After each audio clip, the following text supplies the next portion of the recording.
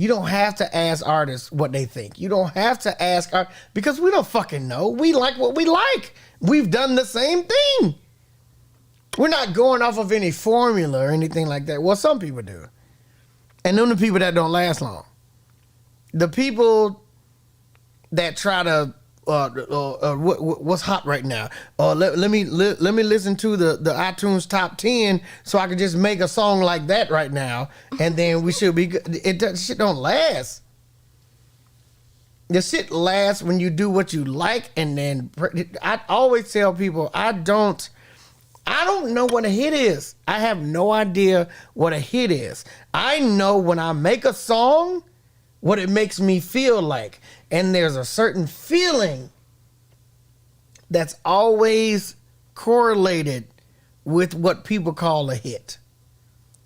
When I made Buy You a Drink, I felt so proud of that fucking song. I went around to every studio I could find and showed it to the artists in there, like, look at the song I made. The last person I showed it to was Chris Brown. When I showed Buy You a Drink to Chris Brown, let me buy you a drink. That one. Sloppy Trigger, thank you for the gift. When I showed that shit to Chris Brown, his whole team called my team for a week and a half after that shit. Like, we need that record. We want that record. And I was like, yeah, no, for sure. Even when it was in the studio, Chris was like, bro, I know you wrote that record, but you got to give me that record. And I was like, absolutely, you can have that record. And then he turned around and I looked at my team like, as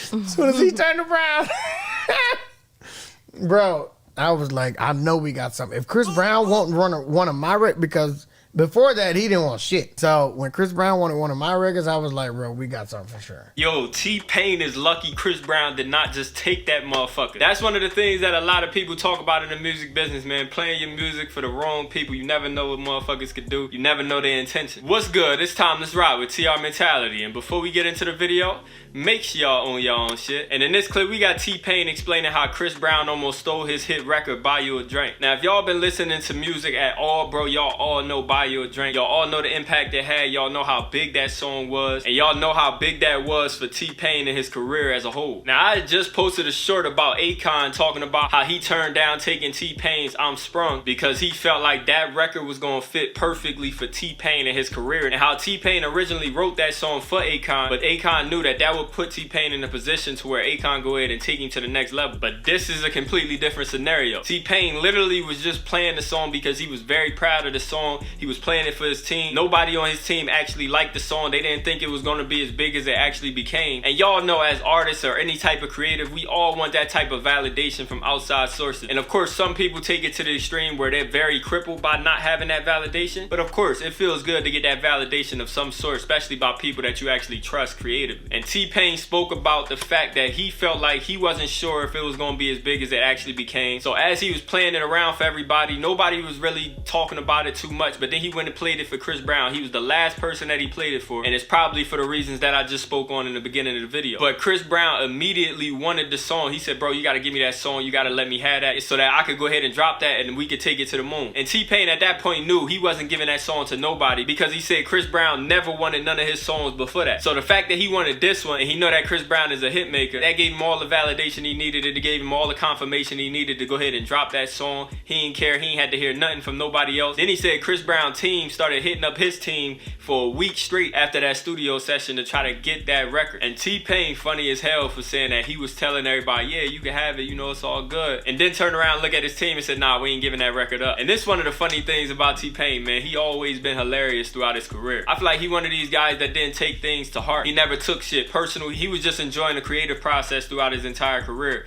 And y'all see he continuing to do that to this day. But after that session, y'all see T-Pain went ahead and dropped that song, and y'all see how big Buy You a Drink became. And I think one of the biggest takeaways from this video is, man, just trust your gut. I always talk about how as creatives, we just gotta let creativity create. We can't overthink it. We can't mentally try to create. We literally just gotta let our creativity just paint the picture. As an artist, I noticed that as I continued to progress through my career, I became more free-flowing and just letting the music creating process just be a thoughtless process and not overthink it and try to make the song, and instead just let the song make itself. And that's how you go ahead and get those hit records. But hey, man, man. Let me know y'all thoughts down in the comment section below. Go ahead and add on to the topic. And if you rock with the video, make sure you go ahead and hit like. And if you're new to the channel, go ahead and subscribe. And I'm out of here, man. I ain't never getting too comfortable. I got trust issues from the past that ain't never last. I ain't gave up on love, but I got a cold heart with a phone full of dogs, but they ain't good enough. I done tried to do the thought shit, but that ain't for me, baby. I guess I like locks on wrist, and I like flying around the world with a lady I could fuck right.